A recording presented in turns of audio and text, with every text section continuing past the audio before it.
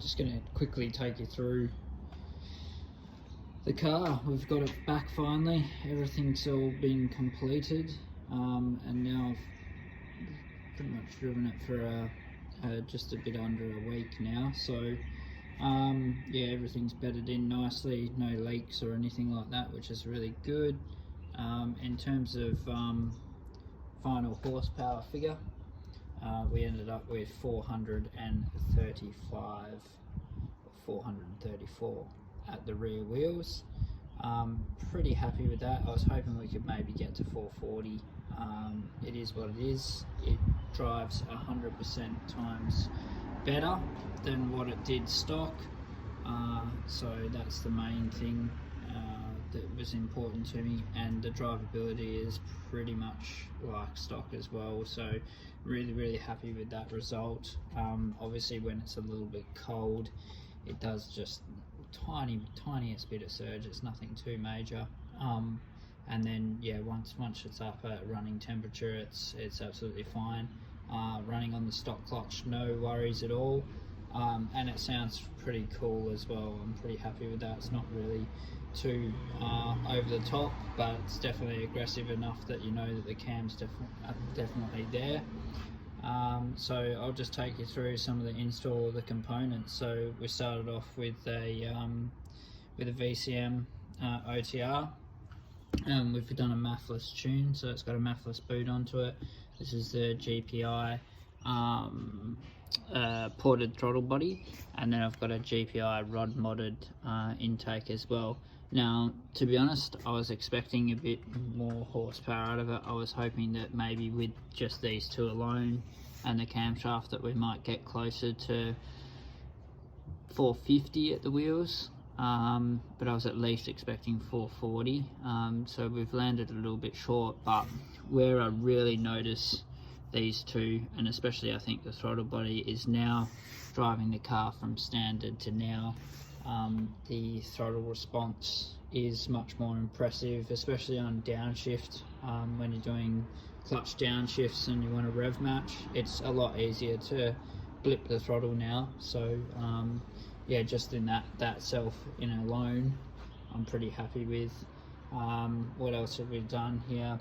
So we've also fitted the Holly tall LS valve covers in wrinkle black. I think it looks really good. And then we've also done Granatelli Motorsport's Extreme Power LS series coils, and we've also gone to the Granatelli Motorsport 0 ohm spark plugs leads as well. TR6 NGK spark plugs is what we've fitted there. Hey buddy, how you going? Say hello to everyone. Hello. Yeah, so we've done those two mods to the car now. Also, we fitted the Radium Engineering fuel rails just to tidy up the bay a bit, and then we also did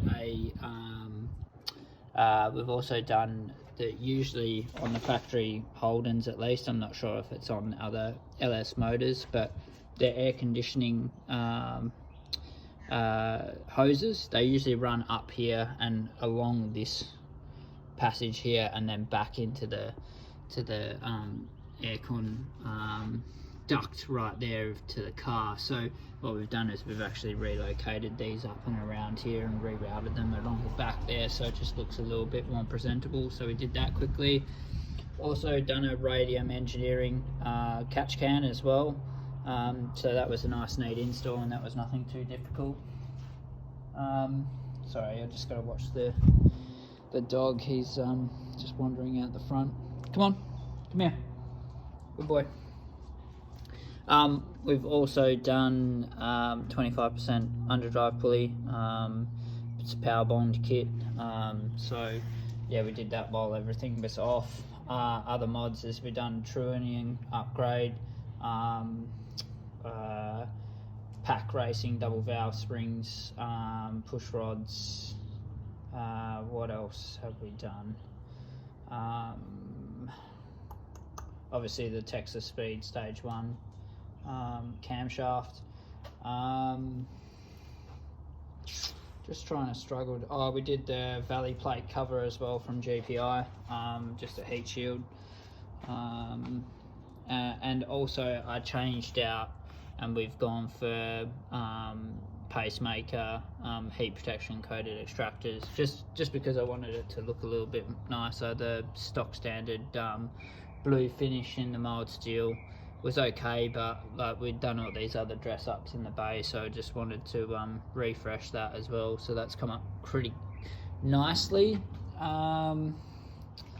Yeah, and I did plan on doing diff gears, and this car will be phenomenal once it has diff gears fitted to it. So yeah, it drives really nicely now, but just like if it had a set of 373s or 39s in the back there, yeah, it's going to drive completely different, and it'll be in its power band a lot more frequently.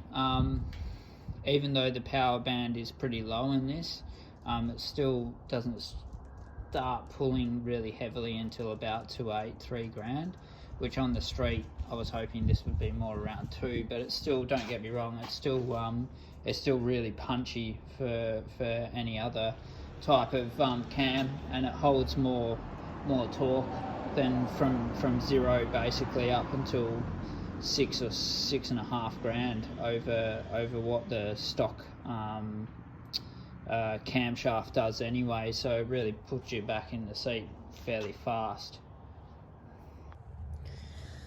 Some other things that we did on the pull down is we actually, when we took the heads off, we cleared all the pistons of all the carbon build up, same in the heads, just to tidy it all up and make it nice and neat. We also pulled the sump off as well, and fully cleaned out the sump, so essentially we were left with a little bit of a long block just sitting in the car, but you know, everything was sort of there to be done anyway, so we might as well have done it correctly. And now she's got a new lease on life, and she's ready to go for the next 3 to 5 years before I decide to do something else. But for now, more than enough. Easy daily driver, plenty of power.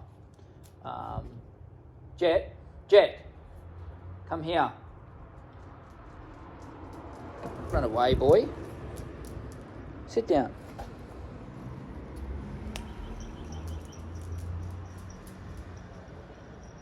Cat attack.